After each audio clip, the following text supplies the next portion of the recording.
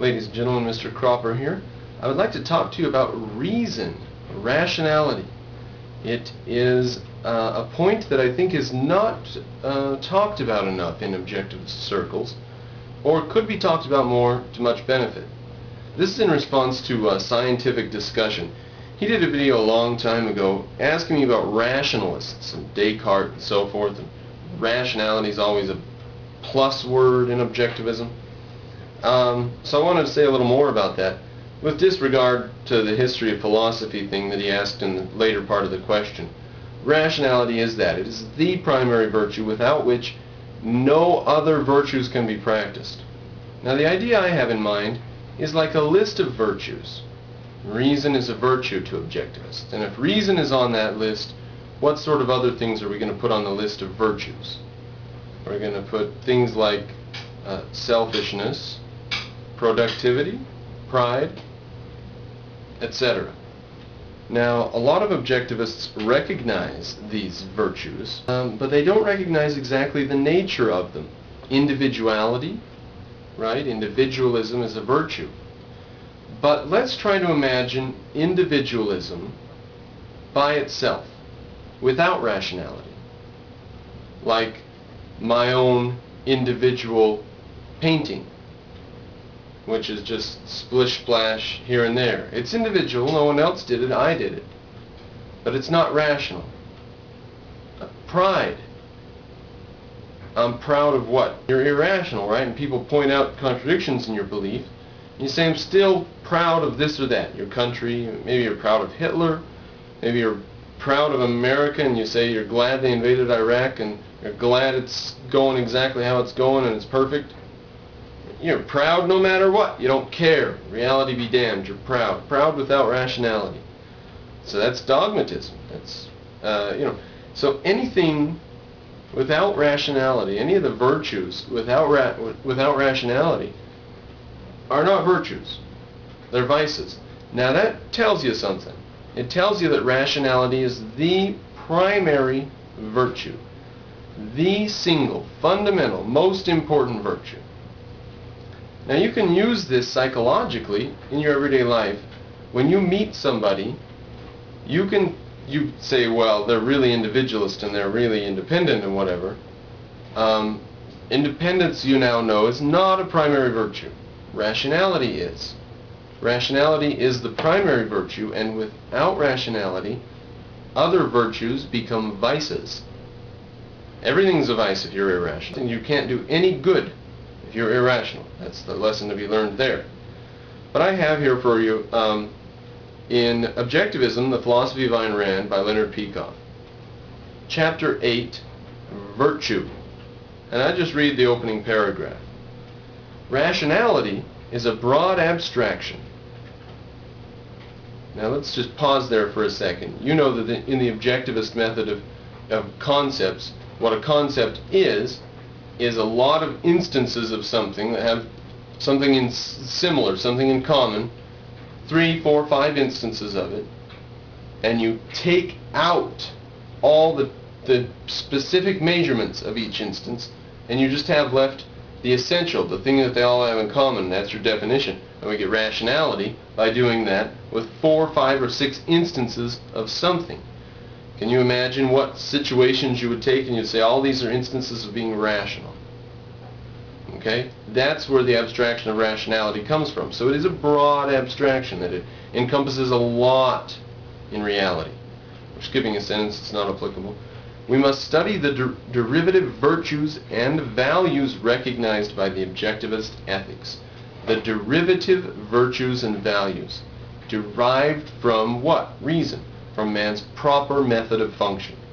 So any and all virtues and values that man has have to be within the context of rationality and reason. If they're not within the context of rationality and reason, they are anti-life. They can't be virtuous and they can't be values. Even though, I mean, you don't come to me and say, this person really wanted it, so isn't it a value to them?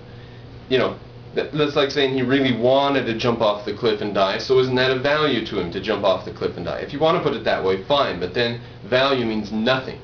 So if a value means that which is valuable to human life, then it cannot be the case that you would have irrational values. They would be irrational destructions or vices. You might think they're a value. Everyone in society around you might call them a value. They are not a value. They are destruction. So, by the definition of what value is, for example, self-sacrifice in the form of excessive charity or whatever, or communism, expropriation of wealth, which means expropriation of humans. So all these types of things, these irrational ways of bringing some value into the world. They're not a value, they are destruction. Rationality is the primary virtue. All other virtues derive from rationality. Now, this is a pretty good chapter on virtue. I just have a sentence underlined down just a bit here. Since these virtues are expressions of rationality, they are logically interconnected, both in theory and in practice. None can be validated in isolation, right? You can't say independence is good unless you also bring selfishness and pride and rationality and honesty and integrity. You have to bring all those with you if independence is good. They all come in your pocket. It's a package. So, none can be validated in isolation, apart from the others, nor can man practice any of them consistently while defaulting on the others. That's an important point. If you default on one, it's going to cause you to default on the other, or on several of the others, until you correct all of them. And it's just going to get worse and worse, because it's like the instability in a bad culture. It spreads. Either goes one way or it goes the other, but it doesn't just maintain stable in a state of contradiction. Now, skipping down a bit, probably a bit of a rough skip there, interruption in the video. Justice as rationality in the evaluation of men. There's a whole section on this. Justice, what is the definition of justice? If you had to define justice. Now, we could think of this in the way we think of justice by asking the way Socrates did in the Platonic dialogues. He would say, well, Apollonius, my dear friend, come along and let us talk about justice. Let us think of some examples of justice. What would you say is an example of justice? You know, they would name a few examples and they'd try to figure out what it has in common. Socrates would ask one or two questions about, well, are you sure by this way or that way? And say, well, no, let's reevaluate and go on. And justice is very difficult to get to. Now, Leonard Peacock just comes right here and gives a sentence and says, justice is rationality in the evaluation of men. Just being rational when you evaluate. That's all it is, just being rational. Justice is the virtue of judging men's character and conduct objectively and acting accordingly, granting to each man that which he deserves. It's pretty easy. You know, baffles, totally baffles philosophers for centuries. It's an enigma, you know, and once you have a philosophy that's correct and objective, you can just set it down. Just a quick sentence a bit here on Christianity.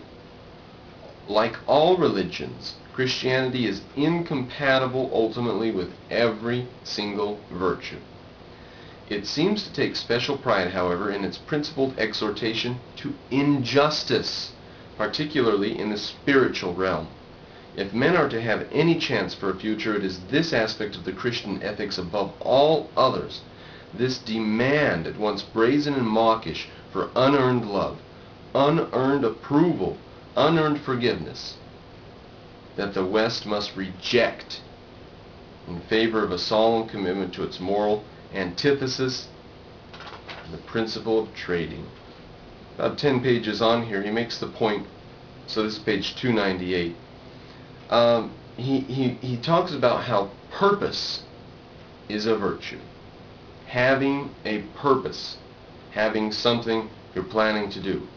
Now remember, all virtues are within the context that rationality is the primary virtue.